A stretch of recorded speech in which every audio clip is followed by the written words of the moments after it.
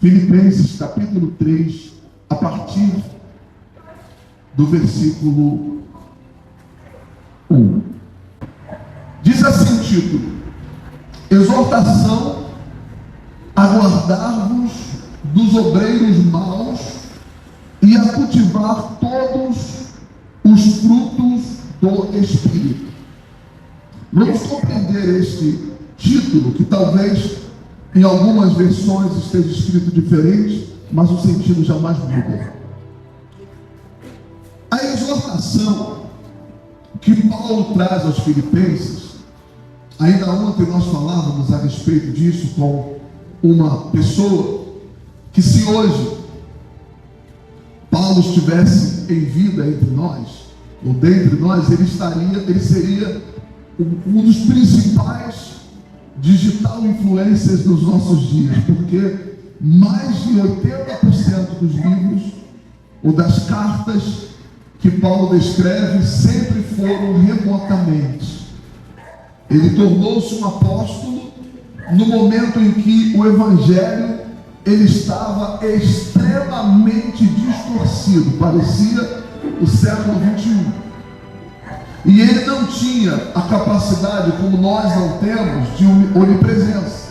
Então ele trabalhava através de cartas. E essas cartas surtiram um efeito muito impactante em favor da igreja, a ponto de nós estarmos aqui. Porque aquilo que os 12 fizeram foi muito relevante para aquele grupo que estava vivendo naquela ocasião. Mas depois de algum tempo, Jesus foi assunto e fisicamente já não estava mais entre nós. Depois de outro tempo, os seus apóstolos, os seus discípulos, os 12 me refiro, foram falecendo, e o evangelho então ele ficou como uma semente no coração daquelas pessoas que receberam enquanto os discípulos estavam vivos, ou algumas poucas pessoas que tiveram o privilégio de ter um encontro com Deus. E essas pessoas, e digo através da pessoa do Senhor Jesus, e essas pessoas eram muito regionais. Paulo viajou mais que Jesus. Paulo ele conheceu lugares mais remotos que o próprio Senhor Jesus. Ele viveu, o Senhor Jesus, as suas viagens eram sempre viagens próximas e dentro de um único país. E Paulo ele tem uma infinidade de conhecimento, dadas as viagens missionárias que fez, mas aquelas que ele não pôde estar pessoalmente, ele fez através de cartas. Essas cartas eram tão ungidas que essas cartas chegavam a determinados lugares, eram lidas para as pessoas, e o impacto que a leitura dessas cartas causava convertiam milhares de pessoas. E nós estamos aqui hoje. Então, quando ele exorta porque ele não tinha controle. Como o leitor, o escritor hoje, ele escreve e disponibiliza o seu livro nas livrarias. E as pessoas vão lá, compram, e a partir desse momento leem, fazem sua autointerpretação e apresentam seus pontos de vista a respeito daquela leitura. E esses pontos de vista variam demais, porque cada uma manifesta o seu ponto de vista pessoal a respeito de um único assunto. E aí vem as distorções. E as pessoas que faziam a divulgação dessas cartas eram considerados obreiros. Aquelas pessoas que tinham uma experiência pessoal e desejavam propagar, desejavam compartilhar. É uma condição típica das pessoas que têm uma experiência com o Espírito Santo. Elas querem dividir aquilo que recebem de uma forma muito natural. Então, a partir daí começaram, por causa da religiosidade, a manifestação dos maus obreiros. E então Paulo, ele vem com esta carta exortá-los. E aí começa o título dizendo: exortação a guardar-se dos obreiros maus e a cultivar os frutos do Espírito. E aí o versículo 1 diz assim: resta, irmãos meus, que vos regozijeis no Senhor. Não me aborreço de escrever-vos as mesmas coisas, e é segurança para vós. Guardai-vos dos cães. E aí já seria uma expressão pejorativa e talvez uma expressão iracema contra uma pessoa. Guardai-vos dos maus obreiros, guardai-vos da circuncisão, porque a circuncisão somos nós que servimos a Deus no Espírito e nos gloriamos em Jesus Cristo e não confiamos na carne. Vamos compreender esses 3 versículos aqui que representam a chave de todo esse texto. Quando ele diz não se aborrecer, e refere-se a pessoas de uma forma até agressiva, chamando de cães, este homem, ele fala a respeito de algo que nós devemos nos guardar, que representa a circuncisão. E o que vem a ser a circuncisão? Nós ouvimos muito isso ao longo do Evangelho, principalmente no Antigo Testamento, e Paulo ele vem repetindo essa palavra de uma forma explicativa, porque Paulo, diferente do que se prega, do que se pensa, Paulo ele tem como origem os hebreus. Ele se considera um hebreu de hebreus, que é uma pessoa cuja sua raiz representa também as mesmas raízes do Senhor Jesus. Essa é a razão pela qual a vida deste homem ela foi tão relevante, mesmo sendo ele uma pessoa que cometia crimes hediondos, mesmo sendo ele uma pessoa que representava uma ameaça absoluta para a igreja. Mas quando este homem ele conhece a Deus, observa que ele trazia consigo muitas informações, ele tinha algumas faculdades, e aquele excesso de informação bloqueava a sua mente, porque tudo para ele era razão, e não sobrava sequer um espaço dentro de si, no seu entendimento, para o uso absoluto da fé. Então ele arrazoava absolutamente tudo, e ele seguia as leis ao pé da letra. E quando então ele era confrontado, ele apresentava a lei como sendo a base para as suas ações. E isso porque ele não teve a oportunidade de conhecer Jesus pessoalmente, fisicamente, como nós também não tivemos. E a partir desse momento, nós temos como elo entre nós e Deus, através de Jesus, a palavra e o Espírito Santo. Então esse homem, tendo como base essa limitação espiritual, mas tendo como base para as suas atitudes todos os seus acessos literários, ele representou por muito tempo uma ameaça para a igreja, até que um dia, ele caminhando no caminho de Damasco, ele ouve uma voz que lhe dizia o seguinte: Paulo, Paulo, por que me persegues? Quando ele ouve essa voz, ele ficou tão impactado que ele caiu fora de si. Antes ele expressou a seguinte palavra: Senhor, quem és tu? Quem és tu? Expressando o seu total desconhecimento, mas de uma forma clara, para ele conhecer ou reconhecer que se tratava de uma autoridade. Ele compreendia também que era alguém que estava de uma forma acima do seu próprio entendimento. E aquele homem volta à lucidez, e quando ele abre os seus olhos, ele não enxerga absolutamente nada. Ele é socorrido para a casa de Ananias, e ali ele fica por um período, até que ele recebe uma oração por imposição de mãos. Ele recebe o Espírito Santo, os seus olhos se abrem fisicamente, fisicamente, ele volta a enxergar, e agora já não era mais aquele homem que perseguia o Evangelho, mas era um homem que considerou a sua vida nada diante da causa que ele estava proposto a proteger, a guardar, diante da causa que ele estava proposto a viver a partir daquele momento.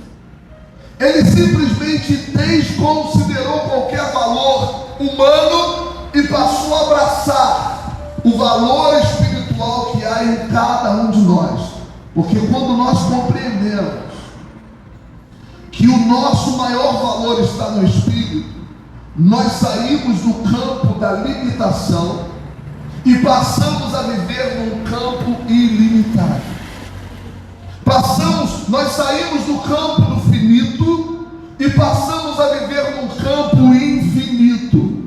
Nós saímos do campo das possibilidades e passamos a viver em um campo em que tudo absolutamente é possível, diante de um Deus que, com poder acima de todas as coisas, realiza tudo absolutamente em nosso favor. Essa é a diferença, porque o físico, ele passa.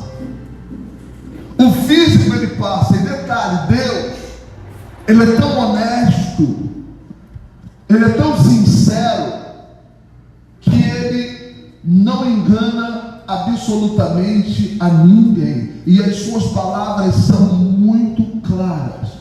Nós nascemos do pó, e para o pó o quê? Então nós já nascemos fisicamente comprometidos com a própria morte.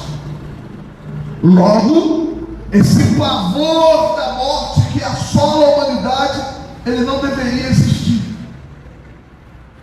Ele não deveria existir.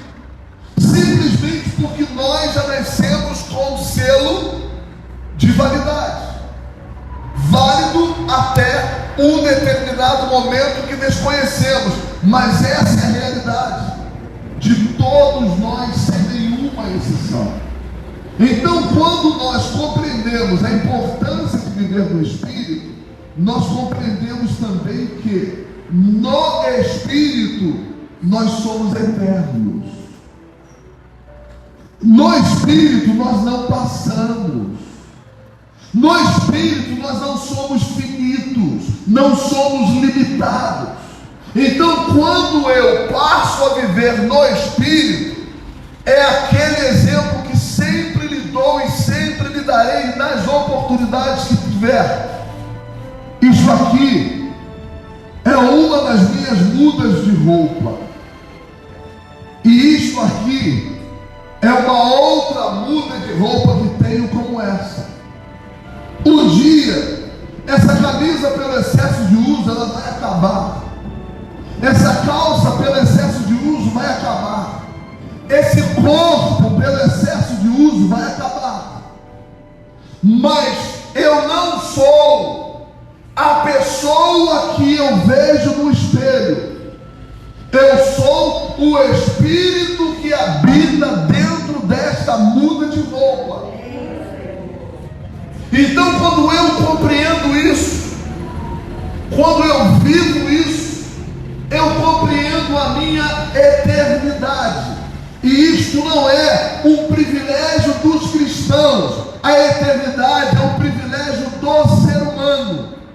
Mas o detalhe está em onde eu pretendo passar esta eternidade. Eu decido hoje, eu decido agora, eu decido no presente século. E essa não é uma escolha que o pastor, o padre, o pai de santo, a religião A, B, C ou D fará para mim. Essa é uma decisão unipessoal. Ninguém pode tomar essa decisão por nós. Então, quando Paulo, ele diz assim nesse versículo 2: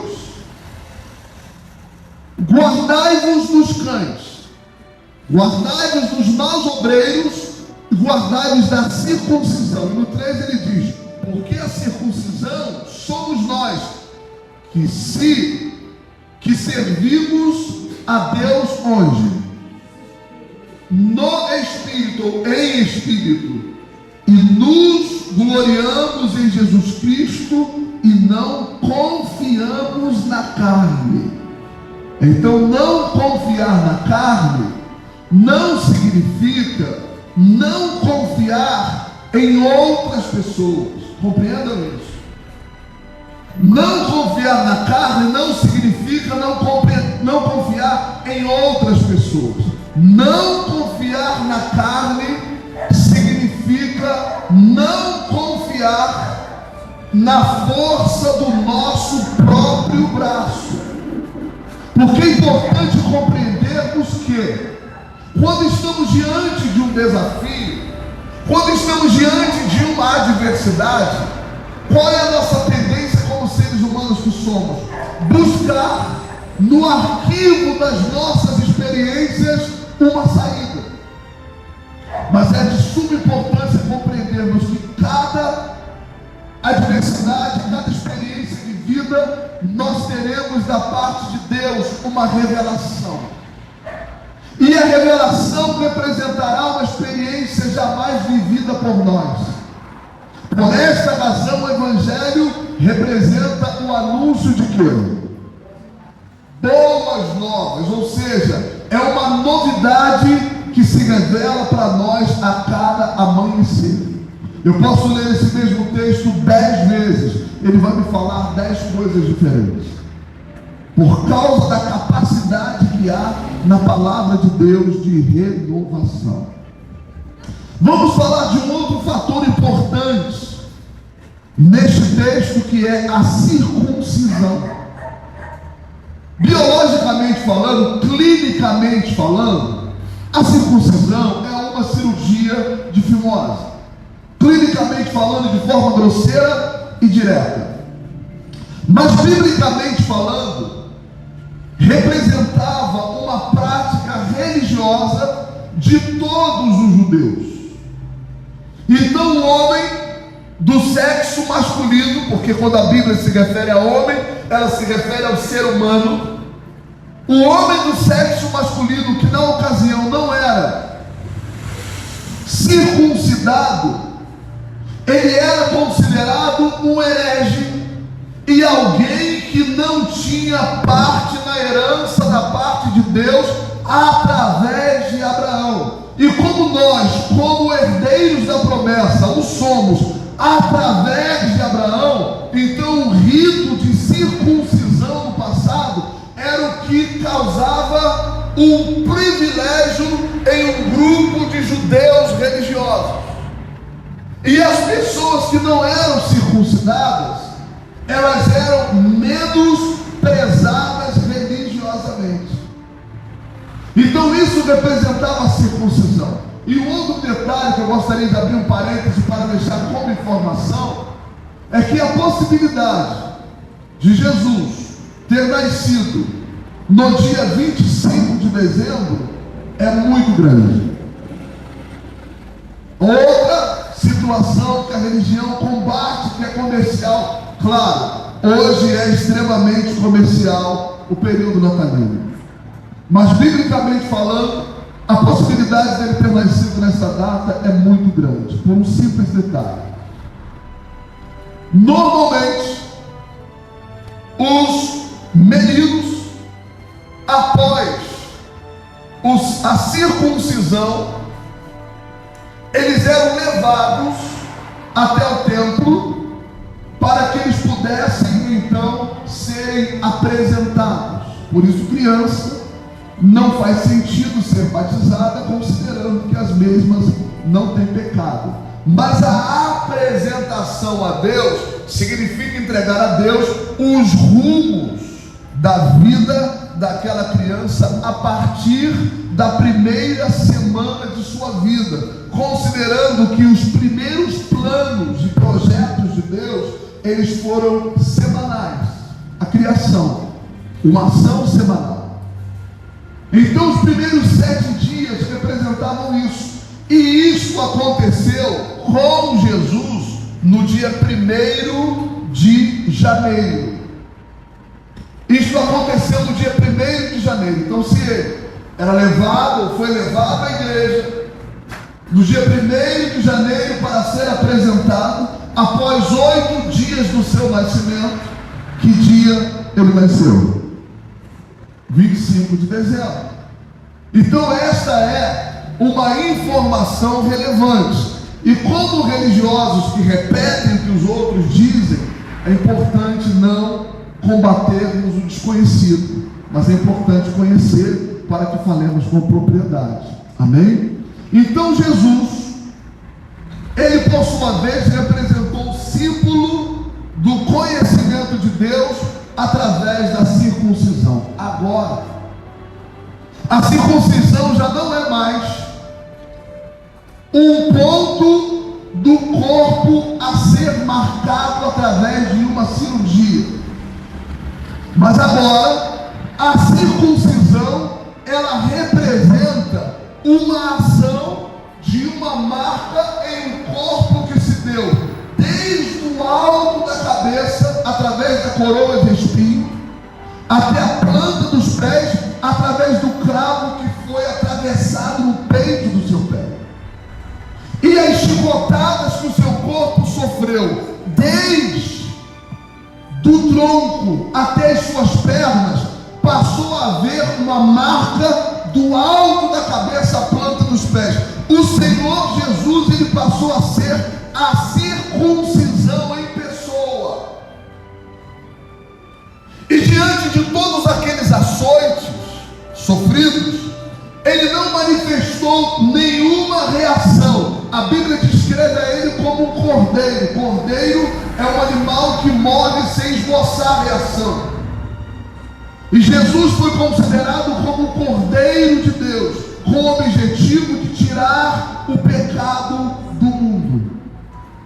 Então observem que ele tornou-se a própria circuncisão. Então hoje, quem são os judeus de natureza espiritual? Aqueles que creem na palavra de Deus, mas que compreendem que a palavra de Deus, ela só pode ser aplicada através do Senhor Jesus, porque quando ele entra na história da nossa vida, ele zera o calendário e nos dá capacidade de recomeço. Então, por mais que nós sejamos conhecedores de tudo relacionado à vida, mas nada na vida do ser humano supera o conhecimento de Deus, e isso só é possível através da pessoa de quem? Do Senhor Jesus. Dito por ele: eu sou o caminho, a verdade e a vida. Tudo no singular, nada plural, tudo no singular. E por outro detalhe, para que isso aconteça de uma forma individual. Então eu não posso salvar a você, eu não posso salvar a minha esposa, eu não posso salvar a minha filha. Eu posso ser salvo para que então estas, sendo parte integrante da minha vida, sejam beneficiadas pelo plano da salvação, representado por mim. E isso não é um privilégio meu, do Wilson, não. Isto refere-se a cada membro de uma família. A salvação entra por um. Isso pode ser pelo mais novo, isso pode ser pelo patriarca, pela matriarca, pelo caçula, pelo do meio, não importa. Desde que numa família um conheça Jesus, é fato que a promessa de que a palavra, ela chegará a todos por aquela primeira pessoa, é um fato. Então, não se aflija, porque se você viver a certeza da sua salvação, é certo que toda a sua casa também será o quê? Será salva. Como esse processo vai se dar? Não se preocupe com isso. Simplesmente se proponha a viver o processo. E Deus te dará todas as garantias necessárias. Agora Jesus, ele faz essa seleção dos novos judeus. Ele faz essa seleção dos novos marcados para um plano maior. E agora não mais por um membro do corpo circuncidado, mas por um corpo circuncidado da cabeça aos pés. E quando ele faz isso, nesse momento, ele subdivide esse corpo por hoje 8 bilhões de pessoas, e cada um desses 8 bilhões de seres humanos existentes debaixo do céu representa um membro do corpo de Cristo. Representa um membro do corpo de Cristo. Então isto representa a circuncisão. E daí então ele diz no versículo 4: ainda que também podia confiar na carne, se algum outro cuida que pode confiar na carne, ainda mais eu, circuncidado ao 8º dia, da linhagem de Israel, da tribo de Benjamim, hebreu de hebreus, segundo a lei fui fariseu, segundo o zelo, perseguidor da igreja, segundo a justiça que há na lei, irrepreensível. Mas o que para mim era ganho, reputei-o perda por quem? Por Cristo. Então vamos compreender isso aqui. Porque Paulo ou Saulo não sofreu nenhuma punição por parte de Deus por ter sido uma pessoa tão implacável contra a igreja. E aí cai aquele pré-julgamento que as pessoas tendem a fazer a respeito das ações do próprio Deus. Porque quando nós somos ignorantes, e o ignorante representa o desinformado a respeito de um determinado assunto, nós não podemos ser condenados pelo nosso desconhecimento. Não podemos ser condenados por aquilo que desconhecemos. Saulo, ele vivia todas as suas práticas baseadas nas leis. E as leis eram de quem? De Deus. Então, na sua concepção, ele estava agradando a quem? A Deus. No entanto, a nossa agradabilidade a Deus, ela só é real quando ela acontece através da pessoa do Senhor Jesus. E para se conhecer Jesus, é necessário uma revelação. E essa revelação só vem através do Espírito Santo. A religião não tem essa capacidade. A igreja, seja ela de que ordem for, não tem essa capacidade. Isto é uma revelação do Espírito Santo de forma individual dentro da própria pessoa. Então, quando ela tem essa revelação, ela descobre o seguinte: a minha matéria não tem tanto valor quanto o meu espírito. A minha matéria é predatada, o meu espírito é eterno. Então, quando ela compreende que os adoradores, os seguidores, só têm valor nas suas práticas se eles o perseguirem e adorarem em espírito e em verdade, então cai as escamas que caíram dos olhos de Saulo, e a partir deste momento nasce uma nova criatura em quem? Em Cristo Jesus. Então, o que vivemos no calendário anterior a essa experiência não tem o mesmo valor. O nosso conceito físico não tem o mesmo valor. A partir desse momento, passamos a viver no Espírito. E passamos a conhecê-lo no Espírito. E isto faz uma grande diferença. Porque tudo quanto nós considerávamos perda, hoje nós compreendemos que é ganho.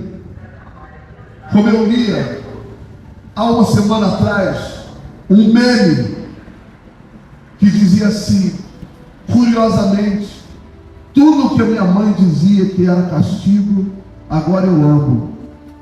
Dormir cedo, ficar dentro de casa e comer. Porque antes era assim, né? Se você sair, eu vou te colocar de castigo. Então ficar em casa é um castigo. Vai dormir, senão eu vou te colocar de castigo. Dormir é um castigo. Se não comer tudo, eu vou colocar de castigo. Comer é um castigo. Agora, quando nós amadurecemos, é o que mais gostamos, é verdade? O que era o castigo deixou de ser. Então observe que isso é exatamente quando Deus se revela para nós através de Jesus. Os nossos medos acabam. As nossas dúvidas acabam. As nossas inseguranças acabam. As nossas ansiedades acabam. Porque nós sabemos que nós não somos predatados. Nós sabemos que somos eternos. Porque não é o nosso físico que tem o valor principal, mas o nosso espírito. Essa é a diferença. E isso é uma revelação. E daí diz aqui no versículo 8: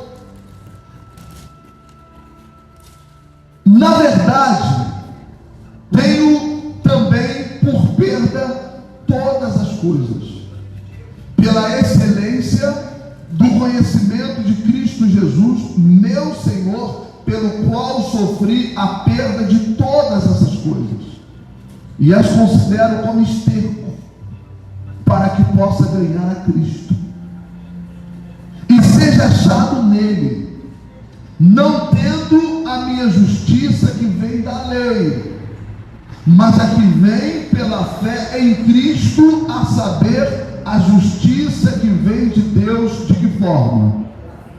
Pela fé. Então observe, nós somos legislados nos dias de hoje. Mas deixa eu lhe fazer um apelo: não coloque a sua expectativa em políticos. Eles não podem fazer nada por nós. Não é que não querem, é porque isso representa hoje uma distorção espiritual. A política está dentro do contexto da lei, sim, mas de uma forma distorcida. Todas as leis têm como base a palavra de Deus.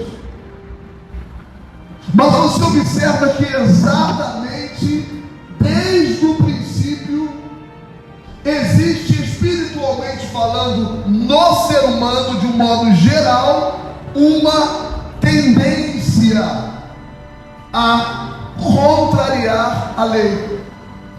Nós temos os 10 mandamentos, que na prática são muito mais que isso, mas eles, os principais, eles orientam um padrão de comportamento social.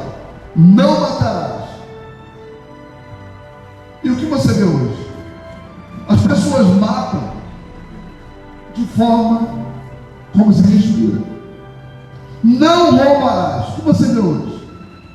As pessoas roubam como se respira. Não adulterarás. O que você vê hoje? As pessoas adulteram como se fosse algo natural. Não jurar falsamente, ou seja, não mentir. O que você vê hoje?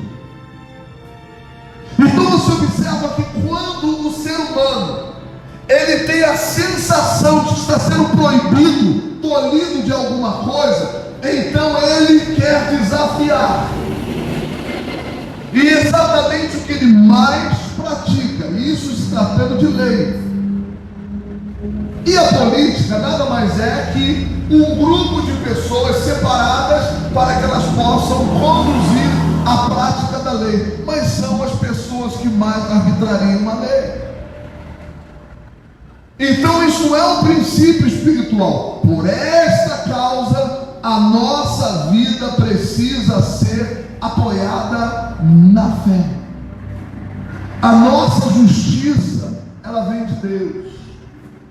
E como isso se dá? A Bíblia diz que o meu justo viverá pelo quê? Pela fé. Então não viver pela fé é uma injustiça justiça. Por que razão? Porque Deus nunca falhou. Porque Deus nunca errou. Então eu questionar alguém que nunca errou, eu estou sendo injusto. Eu duvidar de alguém que nunca falhou, eu estou sendo injusto. Aí é que entra a prática da justiça, que é confiar em alguém que nunca falhou e, no entanto, nunca lhe vimos fisicamente, mas ele tem uma palavra infalível. Então aí está a justiça que vem de Deus pela fé. Então confia nele. Confia nele. E quando alguém fizer qualquer promessa que lhe inclua, se vem dele, vai se cumprir. E vai testificar no seu coração de que vai se cumprir. E isso não vai depender de um voto, isso não vai depender de uma eleição, isso não vai depender se o voto é impresso, se o voto é digital. Porque quando se é de Deus, Ele te guarda em toda e em qualquer situação. Não baseie a sua vida nas notícias dos últimos dias. Não baseie a sua vida nas informações que lhe chegam como adversidade para todo ser humano. Você é um circunciso. Os circuncisos são um grupo de pessoas marcados por uma promessa para serem bem-sucedidos segundo a palavra de Deus. E isso não é hoje privilégio de um membro do corpo, mas é privilégio de todos os membros do corpo, porque esse corpo foi circuncidado da cabeça aos pés, e esse corpo foi o corpo de quem? Foi o corpo de Cristo.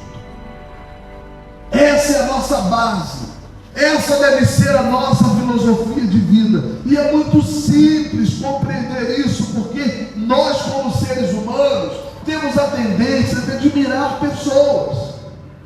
Não que essas pessoas não tenham defeitos, todos os seres humanos são dotados de defeitos, mas nós temos a tendência de focar na qualidade. Nós temos a tendência de focar na qualidade. Você observa, por exemplo, às vezes, uma celebridade, ela arrasta multidões, e daqui a pouco dá cabo da sua própria vida.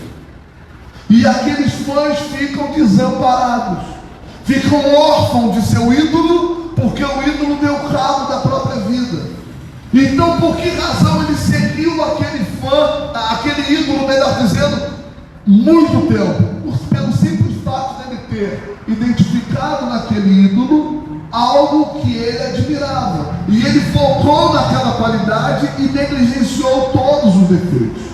Então isso é natural do ser humano, então isso nunca vai mudar em nós. Nós sempre vamos amar pessoas, nós vamos sempre nos aproximar de pessoas, nós vamos sempre nos identificar com pessoas mais que outras. É um fato, isso é um comportamento nosso, porque nós focamos no melhor que aquela pessoa tem. Você já viu uma pessoa apaixonada?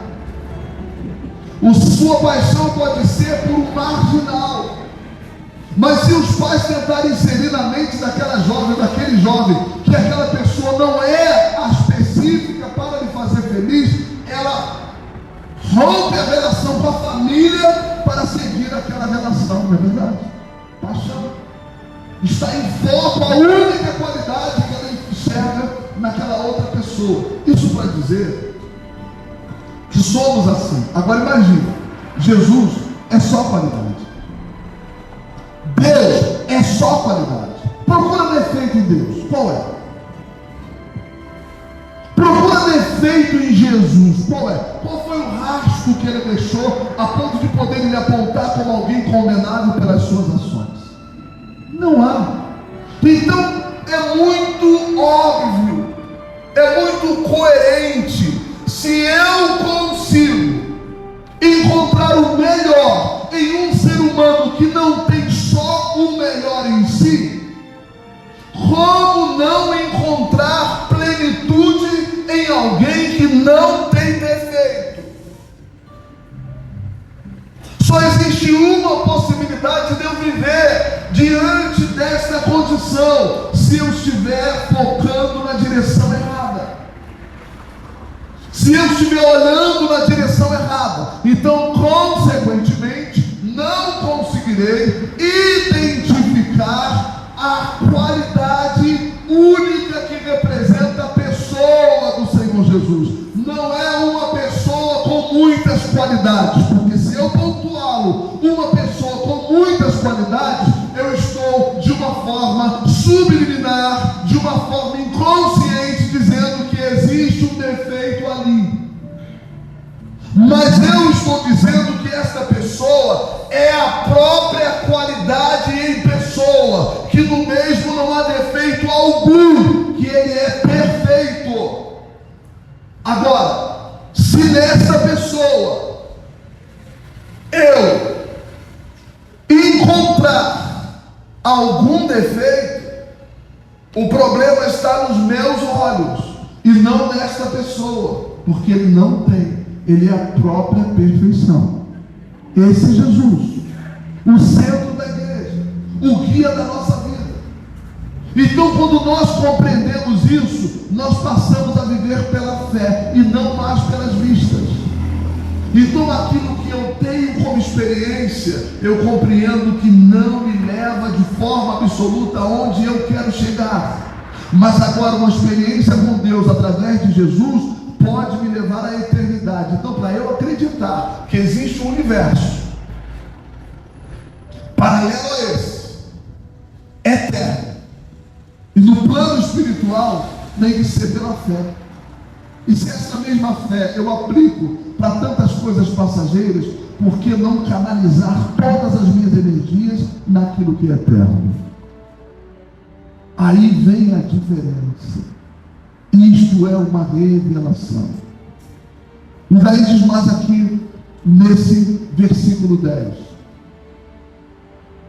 para conhecê-lo e a virtude de sua ressurreição e a comunicação de suas aflições, sendo feito conforme a sua morte, para ver se de alguma maneira eu possa chegar à ressurreição dos mortos.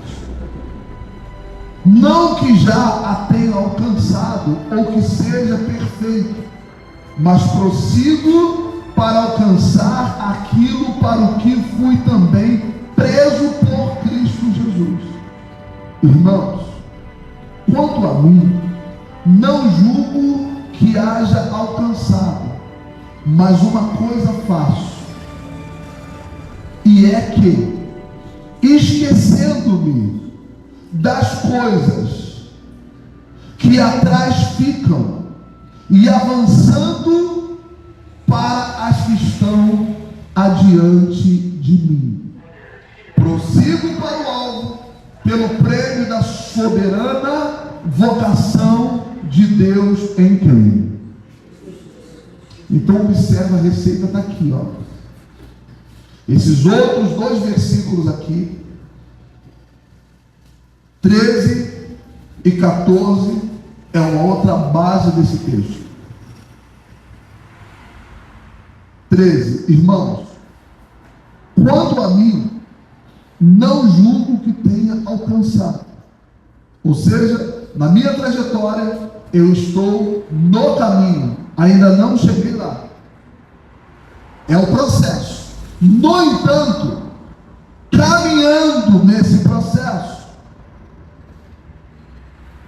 uma coisa eu faço, é que, esquecendo-me das coisas que ficam para trás. Vamos compreender isso aqui. Deus, Ele fala a respeito dessa memória seletiva em algum momento.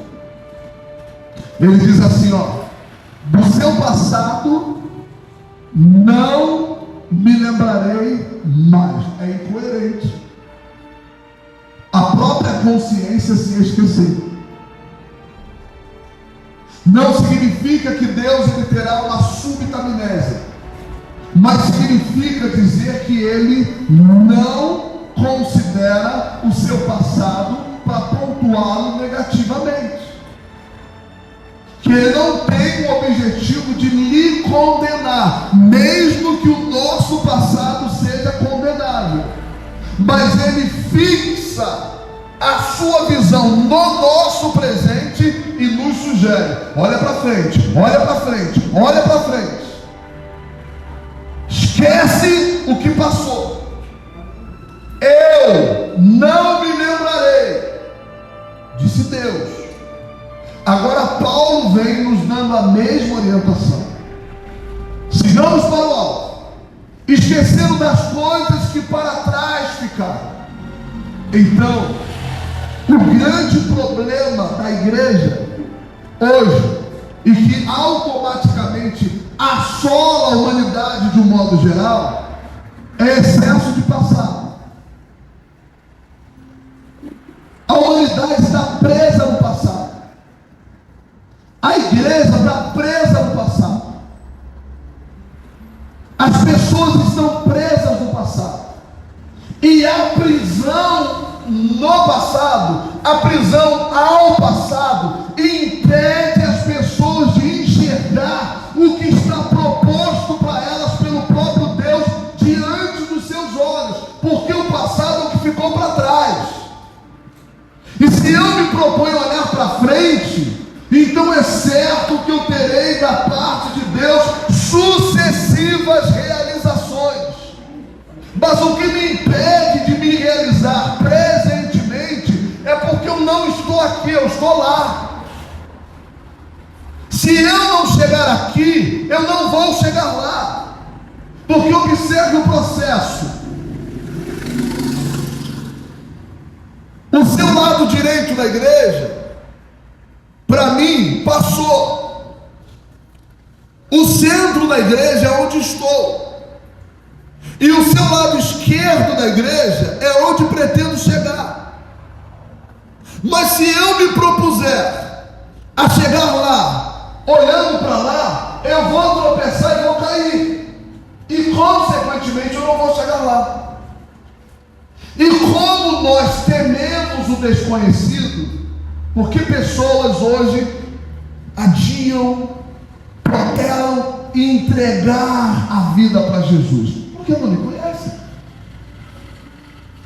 Porque quem conhece Jesus sabe que a entrega a Ele é a decisão mais inteligente que pode tomar em vida.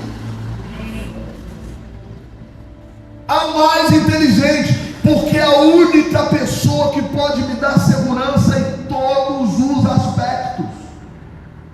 Então, se eu caminho olhando para trás, eu não vou chegar, porque eu não vou ter segurança de caminhar, eu vou ficar parado aqui.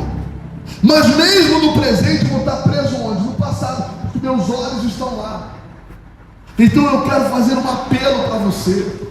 O que lhe influencia relacionado ao seu passado? Corte da sua vida. Não me refiro a pessoas desta feita, não me refiro a lugares desta feita, mas eu me refiro a pensamentos, eu me refiro a traumas, eu me refiro a situações que assolam a sua mente e que lhe aprisionam lá. Quando Jesus lhe chamou, Ele lhe propôs ser uma nova criatura. Ele te propôs a começar de novo, um novo nascimento. Então, um novo nascimento simplesmente te capacita de zerar a conta e começar de novo. Essa é uma proposta de Deus para nós. Então, enquanto vivermos presos ao passado, no presente não seremos ninguém. E o nosso futuro será tão incerto quanto o presente é. Agora, se decidirmos nos desligar do passado, nós vamos ter uma segurança no presente tão grande, que nós vamos fatalmente chegarmos no futuro com a mesma segurança. Essa é a proposta de Deus para nós. Então esquece o que ficou para trás, se desliga do seu passado, ele não valeu a pena. Se te machuca hoje, representa uma ferida de ontem. Cicatrizes fazem parte, não causam dor. Mas se hoje você sente dor com a ferida de ontem, É porque mesmo que ela tenha uma casquinha, ela continua aberta dentro de você. Você tem que curar isso. Senão você não alcança o seu objetivo. Se liberta do passado. Se liberta do passado. Ele não valeu a pena. Então, por que ficar lá? Ou por que voltar lá de vez em quando? Daí ele diz aqui no versículo 10. Perdão. No versículo 13. Irmãos, quanto a mim não julgo que haja alcançado. Mas uma coisa faço é que, esquecendo das coisas que para trás ficaram, ou ficam, e avançando para as que estão adiante de mim, prossigo para o alvo, pelo prêmio da soberana vocação de Deus em Cristo Jesus. Pelo que todos quantos já somos perfeitos, sintamos isto mesmo. E se sentes alguma coisa de outra maneira, também Deus vos revelará. Mas, naquilo a que chegamos, andemos segundo a mesma regra e sintamos o mesmo. Sede também meus imitadores, irmãos, e tende cuidado, segundo o exemplo que tendes em nós, pelos que assim andam. Porque muitos há, dos quais muitas vezes vos disse e agora também digo, chorando, que são inimigos da cruz de Cristo. A fim deles é a perdição, ou o fim, perdão, deles é a perdição. O Deus deles é o ventre, e a glória deles é para a confusão deles mesmos, que se pensam nas coisas terrenas, ou que só pensam nas coisas terrenas. Mas a nossa cidade está nos céus, onde também esperamos o Salvador, o Senhor Jesus Cristo, que transformará o nosso corpo abatido, por ser conforme o seu corpo glorioso, segundo o seu eficaz poder de sujeitar também a si o que? Todas as coisas. Então eu quero finalizar dizendo para você que coisa alguma pode tirar a sua paz. Coisa alguma pode tirar a sua paz. Se porventura alguma coisa está tirando a sua paz, esta coisa, ela não merece a sua atenção. Porque Jesus, ele diz: deixo-vos a paz, a minha paz vos dou, e não vou lá dou como o mundo a dá. Em outras palavras, a minha paz está disponível para você, mesmo em meio a uma guerra. Você não depende de ser safou para ter paz comigo. Eu te dou paz na guerra. Você pode cruzar uma guerra que 1000 cairão ao seu lado, 10.000 à sua direita, e você não será atingido. Essa segurança só é possível em Jesus. Não é na igreja, não é na Bíblia, é em Jesus. E nenhum outro, é só em Jesus. Então torna o primeiro, e você pode ter certeza que tudo mais vai entrar no eixo em sua vida. Amém?